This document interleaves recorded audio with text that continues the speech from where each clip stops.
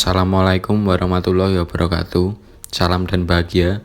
Kami dari Universitas Sarjana Wiyata Taman Siswa Prodi Teknik Industri dari kelompok 4C mata kuliah Praktikum Proses Manufaktur yang beranggotakan saya Andan Irsani dengan NIM 2019-012-082, Iqbal Aji Saputra dengan NIM 2019-012-089, dan Asahrul dengan NIM 2019-012-095 akan menjelaskan tentang mesin bor duduk.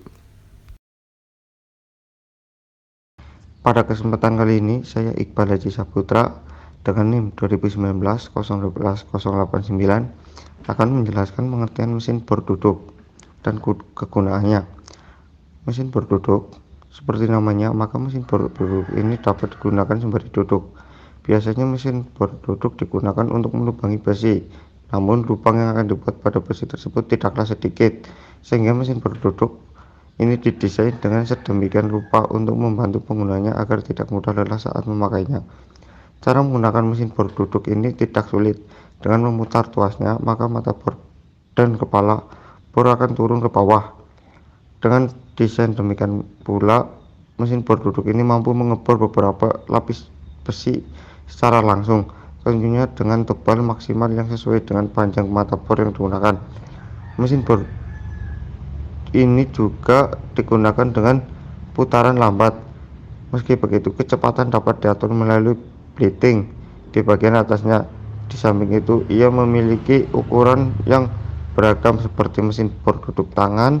Ukuran mesin bor duduk mulai dari yang terkecil 13 mm, 16 mm, sampai yang terbesar adalah 25 mm. Kegunaan mesin bor duduk. Mesin bor duduk digunakan untuk melubangi objek yang diameternya kecil, terbatas, dengan ukuran diameter rata-rata 16 mm. Mesin bor duduk juga berfungsi untuk membuat alur, perluasan, dan menghaluskan secara presisi dan akurat. Bisa juga difungsikan sebagai screwdriver, penyakupan, tetapi agak sulit untuk mengontrol kecepatan dengan konstan atau stabil.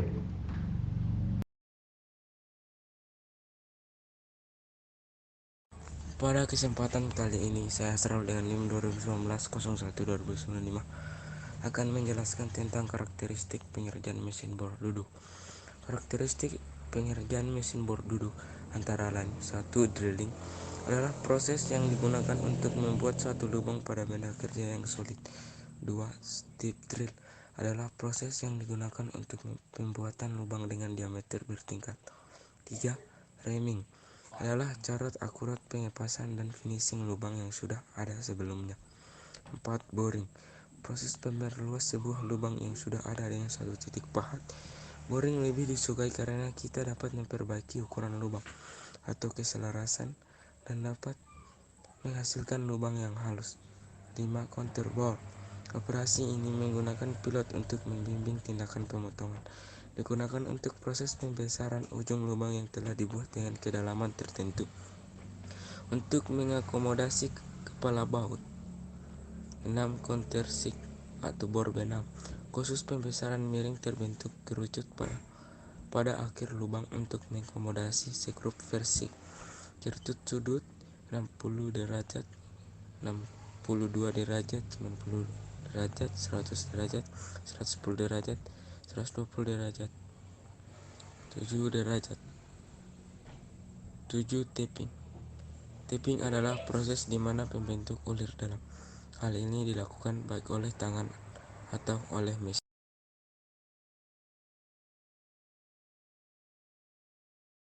Pada kesempatan kali ini, saya Andan Irsani dengan NIM 2019-012-082 akan menjelaskan bagian-bagian utama dari mesin bor duduk. Bagian-bagian utama mesin bor duduk. 1. Base atau dudukan. Base ini merupakan penopang dari semua komponen mesin bor.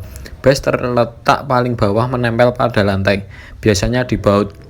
Pemasangan harus kuat karena akan mempengaruhi keakuratan pengeboran akibat dari getaran yang terjadi. 2. Kolum atau tiang, bagian dari mesin bor yang digunakan untuk menyangga bagian-bagian yang digunakan untuk proses pengeboran.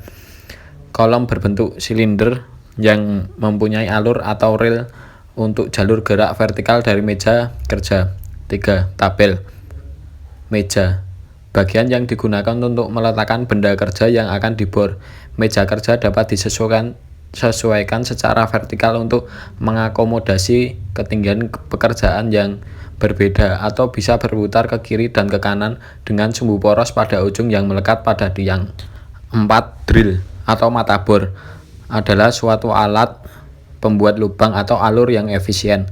Mata bor yang paling sering digunakan adalah bor spiral karena daya hantarnya yang baik, penyaluran serpih geram yang baik karena alur-alurnya yang berbentuk sekrup. Sudut-sudut sayat yang menggantung dan bidang potong dapat diasah tanpa mengubah diameter bor. Bagian yang menggerakkan cuk atau pencekam yang memegang atau mencekam mata bor. 5. Spindel. Bagian yang menggerakkan cuk atau pencekam yang memegang atau mencekam mata bor. 6. Spindle head merupakan rumah dari konstruksi spindle yang digerakkan oleh motor dengan sambungan berupa belt dan diatur oleh drill feed handle untuk proses pemakanannya. 7. Drill feed handle untuk menurunkan atau menekankan spindle dan mata bor ke benda kerja, memakankan. 8. Kelistrikan.